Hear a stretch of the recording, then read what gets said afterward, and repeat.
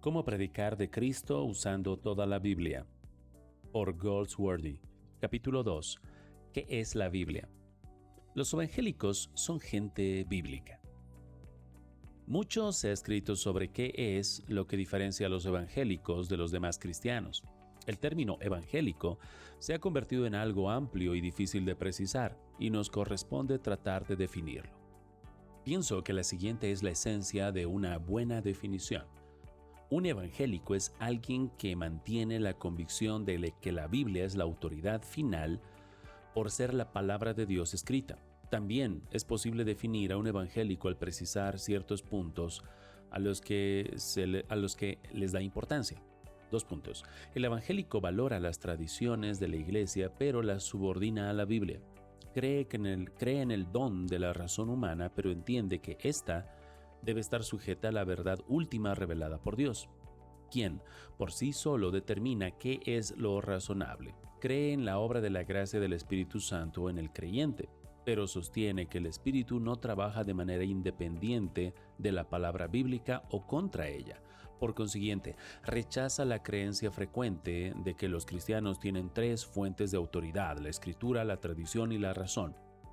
Esta creencia es rechazada por ser impracticable y poco realista, y porque conduce al error al sugerir que las 3 autoridades son equivalentes. Pero si llega a existir un conflicto entre ellas, una va a prevalecer.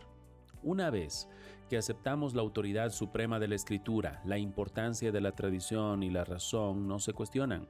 La importancia de la tradición para los evangélicos queda de manifiesto en la estrategia de los reformadores, quienes de continuo argumentaban que su postura era la única en verdad católica, declarada por los padres de la Iglesia con claridad. El movimiento evangélico o evangelicalismo, a pesar de que hace relativamente poco tiempo surgió como un movimiento consciente de su identidad, se ve a sí mismo como el cristianismo auténtico, histórico y, en ese sentido, tradicional.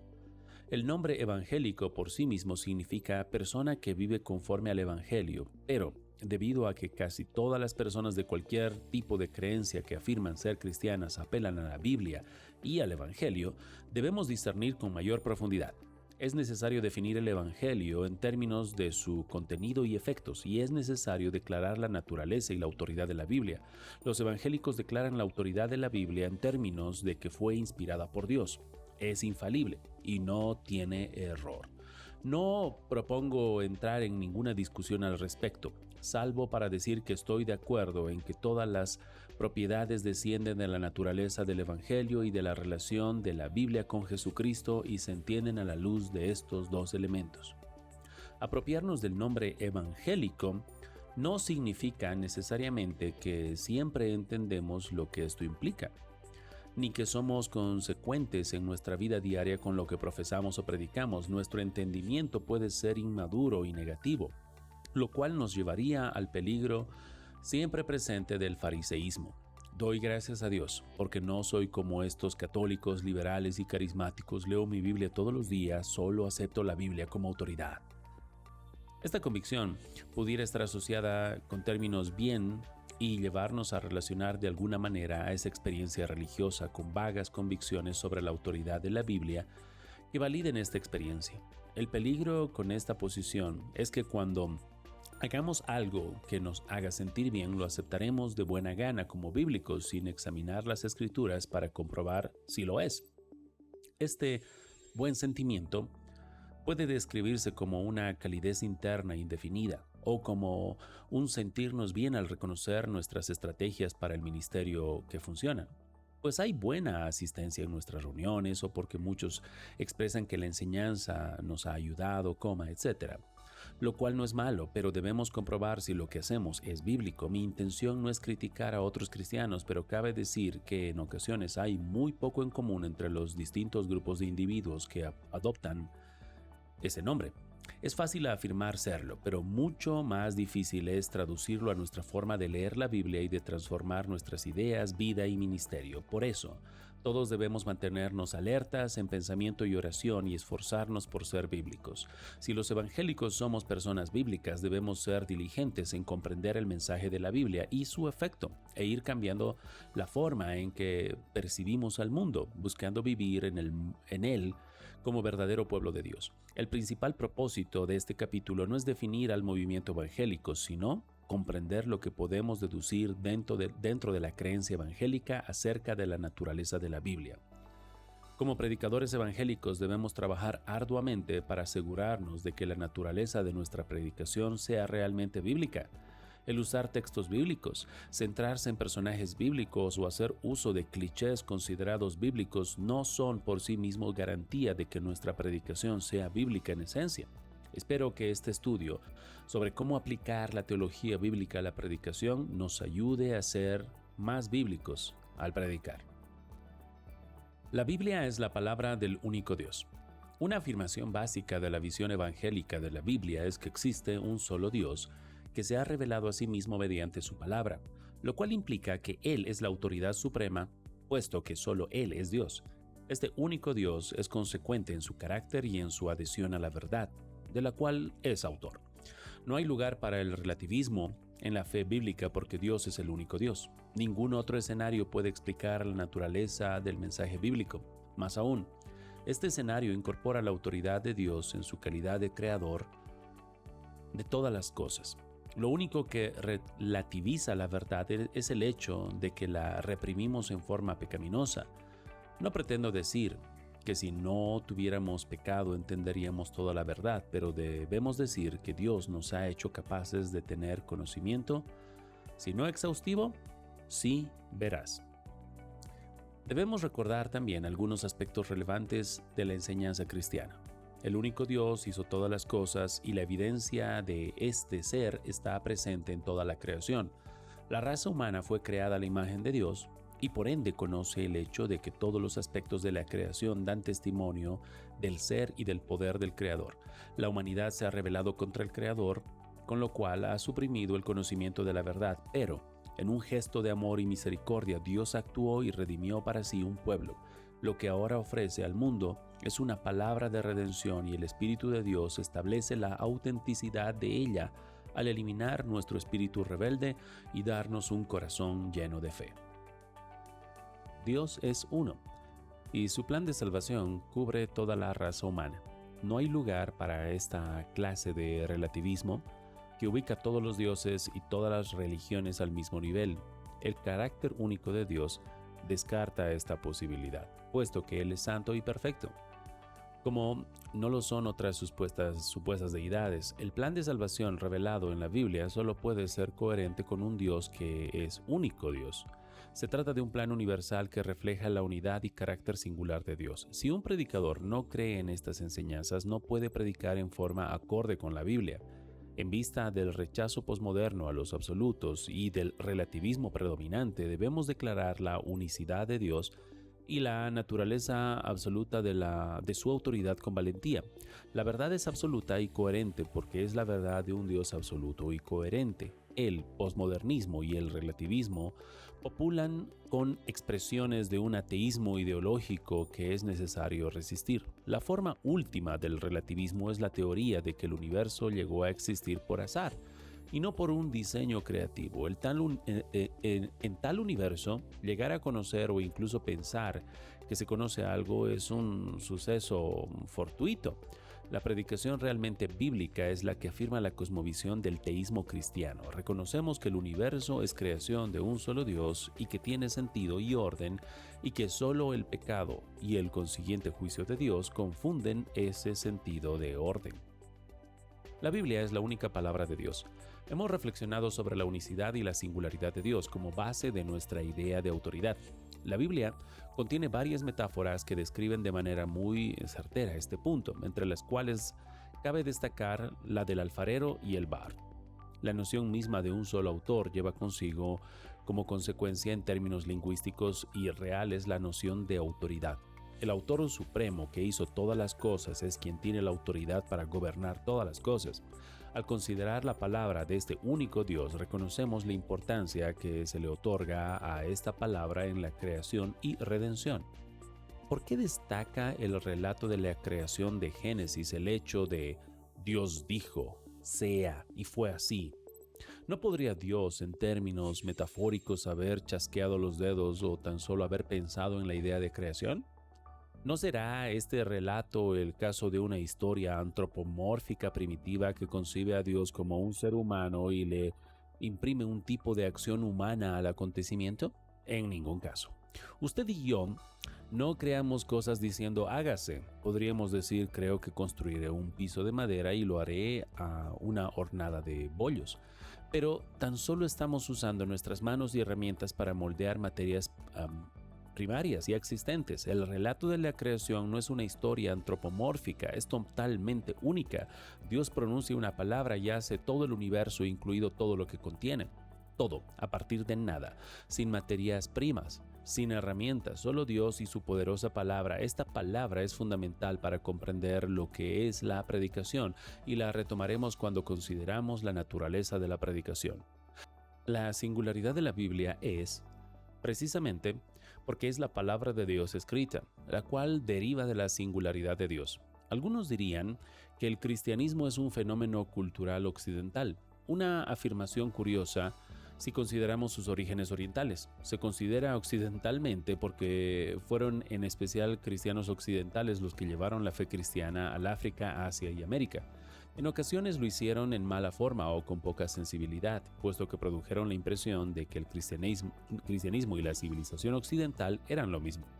Es cierto que el cristianismo fue una fuerza dominante en la formación de la civilización occidental, pero hubo muchas otras fuerzas tras los sucesos de la cultura occidental que poco o nada tuvieron que ver con el cristianismo. Entre ellos se encuentran el imperialismo corrupto de la Iglesia y del Estado, como también el secularismo que surgió de la Ilustración.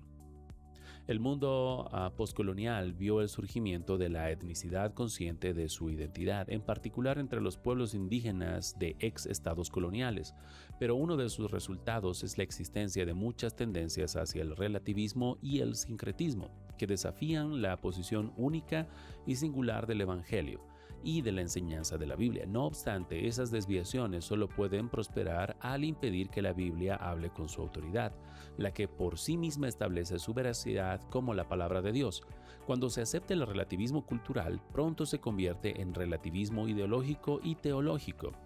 Por citar un ejemplo, en un documental televisado sobre los cristianos indígenas de Canadá, una religiosa católico romana de una tribu nativa llevó el relativismo a su expresión máxima, y lo peor del caso es que lo que dijo estuvo permitido por el Concilio Vaticano II cuando defendió el sincretismo de la espiritualidad indígena y las prácticas religiosas tradicionales con el catolicismo. Explicó que si Jesús hubiera nacido como indígena americano en lugar de ser judío, el cristianismo sería muy diferente. En esa explicación había una completa falta de conocimiento en cuanto a la soberanía de Dios sobre el desarrollo de la salvación en la historia. Ciertamente no estaba presente el panorama bíblico que muestra cómo Dios traería a personas de todas las naciones a su bendición tal como le prometió a Abraham. El Espíritu de Cristo, el judío, fue puesto al mismo nivel de los espíritus adorados por los indígenas americanos precristianos. La unidad de la Biblia ha estado bajo ataque desde que la Ilustración rechazó, en el siglo XVIII, que Dios tuviera algo que ver con la creación de la Biblia. Y eso, si es que Dios en verdad existía. Se afirmaba que la Biblia debía tomarse como cualquier otra obra que el hombre hubiera generado. Y ese método histórico crítico modificó de manera radical la forma en que se comprende la unidad de la Biblia. Al descartar al único autor, se disuelve la unidad, lo que nos deja con una colección de documentos dispares vinculados solo lejanamente por una ideología. Por cierto, aclaro que no es mi intención sugerir que rechacemos de inmediato todos los métodos críticos y sus hallazgos, puesto que la encarnación de Jesús nos recuerda que la palabra de Dios es tanto humana como divina. La crítica bíblica realizada de la forma debida es una tarea teológica que busca comprender cómo se relacionan lo divino y lo humano en la palabra de la Biblia. El problema no radica en el estudio crítico, sino en los supuestos humanistas y no bíblicos que se aplican en muchas de las valoraciones críticas del texto. Contrarrestar los ataques deliberados de la crítica humanista a la autoridad de la Biblia es una tarea a emprender. Además, debemos reconocer que la unidad bíblica ha sufrido por omisión en el campo evangélico y la máxima evidencia yace en la forma en que muchos evangélicos predican la Biblia. Los textos son sacados de contexto, la aplicación se lleva a cabo sin una preocupación por lo que el autor bíblico, en última instancia el Espíritu Santo, buscaba transmitir. La predicación temática y centrada en los problemas pasa a ser la norma y los estudios basados en personas tratan a los héroes y heroínas de la Biblia como ejemplos aislados de cómo vivir. Es importante reexaminar el viejo adagio que enseña que un texto sin contexto es un pretexto, el cual transmite una verdad importante. Si nos lleva a la pregunta de cuál es el contexto que impide que un texto se convierta en pretexto, la respuesta no es sencilla, pero el argumento de fondo es sin duda que ese tacto es parte de la palabra unificada de Dios y toda la Biblia conforma el contexto. En términos prácticos, no significa que debamos dedicarnos con mucha laboriosidad a explicar toda la historia bíblica cada vez que predicamos.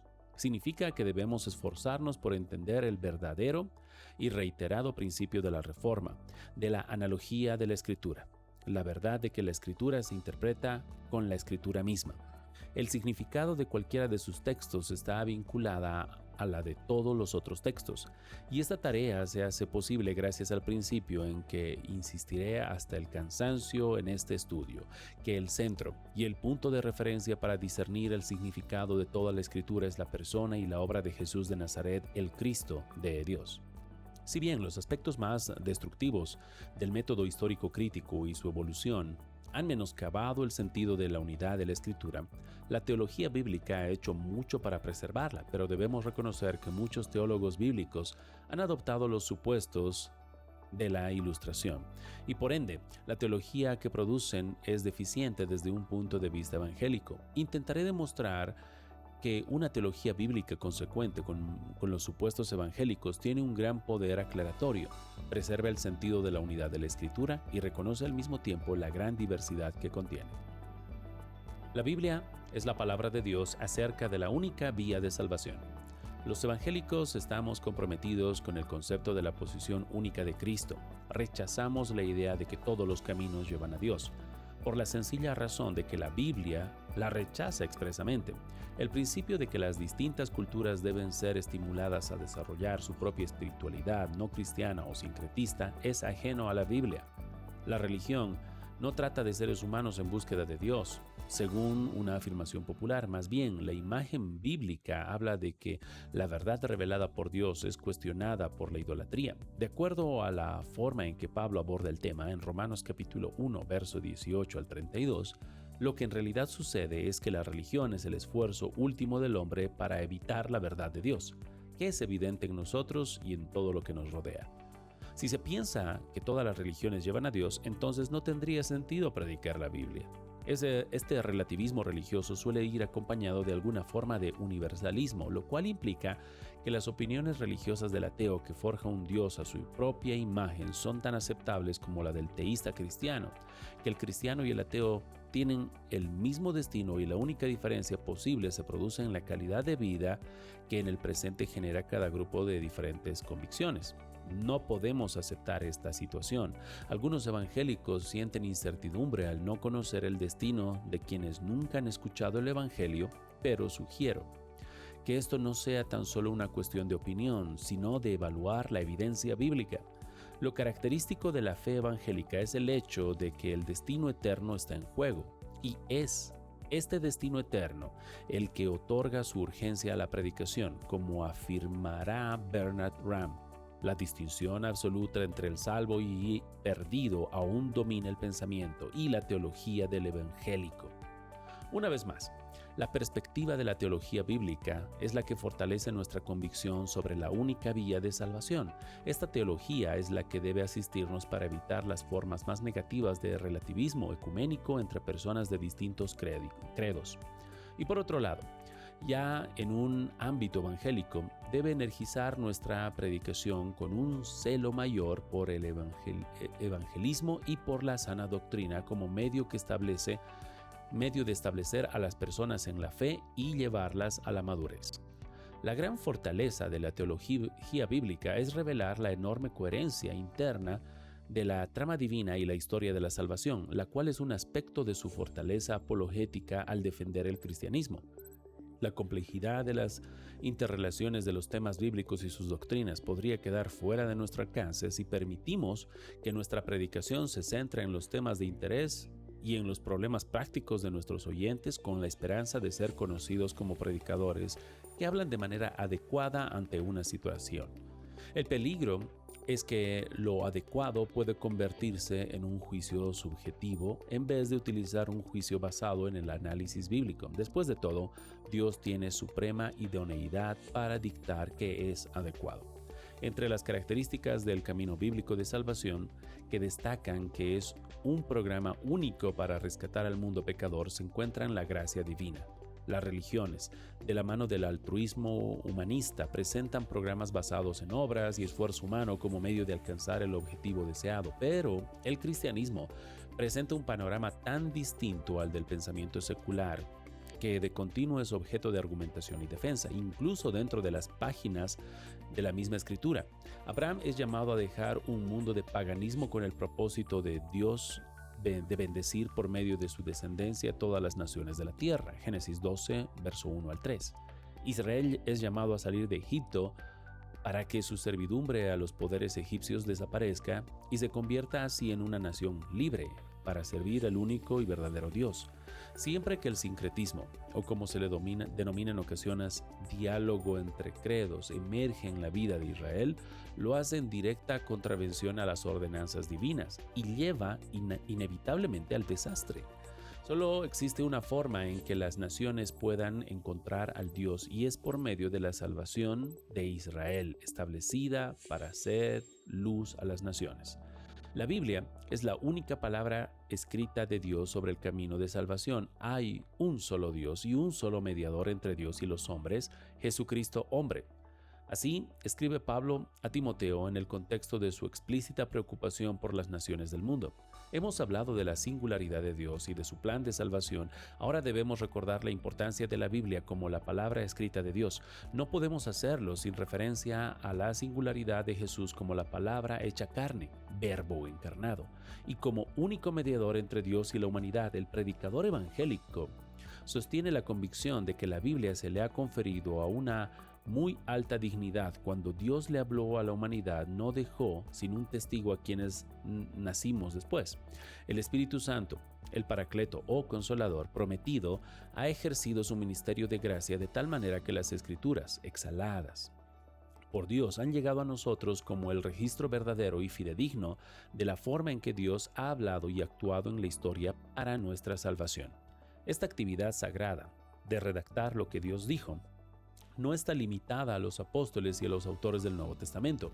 Aunque muchos críticos lo pongan en duda, la tradición dice que Moisés escribió el Pentateuco, los primeros 5 libros del Antiguo Testamento. El fundamento de la tradición radica en el texto mismo, que dice que a Moisés se le entregaron instrucciones para escribir ciertas cosas y otras fueron escritas por el dedo de Dios.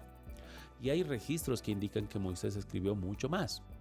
Este precedente continuo con Josué y los profetas, el mismo principio emerge en el Nuevo Testamento. No solo el registro de la vida y muerte terrenales de Jesús se encuentran expresión en el género literario y nuevo y distinto, el Evangelio, sino que también la mayoría de los documentos del Nuevo Testamento se originó como epístolas escritas a distintas iglesias cristianas que abordan gran variedad de desafíos y necesidades. Un punto que debemos analizar con mayor detalle es la relación entre la Biblia y la persona de Jesucristo. El tema surge por al menos 2 razones. La primera es la convicción explícita del personaje central, Jesús, de que Él es la suma y el cumplimiento de todo lo que se produjo en las Escrituras del Antiguo Testamento. La segunda es el común denominador otorgado tanto a Jesús como a las Escrituras, el de la palabra de Dios. Por el momento, mencionaremos una de las inferencias más importantes de la naturaleza de la realidad expuesta en la Biblia. Dios existe y no guarda silencio. Habló. Y lo hizo de una forma que, por un lado, refleja la realidad y por otro es comprensible para los seres humanos en su calidad de criaturas que piensan, que razonan. Los pensadores modernos se preguntaban cuál era el significado de un texto. Los posmodernos se preguntan si tiene significado alguno. El predicador evangélico debe aceptar que el texto tiene significado porque ha sido establecido por el Creador de todas las cosas y Él nos lo ha comunicado bajo el fundamento de que Él determina el significado y nosotros somos criaturas capaces de recibir esta comunicación. La Biblia aborda la forma en que reprimimos pecaminosamente esta verdad que nos es comunicada, así como la solución redentora que encontramos en el Evangelio aplicada en nosotros por el Espíritu Santo. Dios ha brillado en nuestra oscuridad con la luz de Cristo. Con este fundamento predicamos con confianza el hecho de que el Evangelio de Dios es poderoso y que el Espíritu lo aplica. La Biblia es el libro sobre Cristo. No es difícil demostrar que los documentos del Nuevo Testamento se centran en distintas formas en Jesús de Nazaret, en su vida, muerte y resurrección.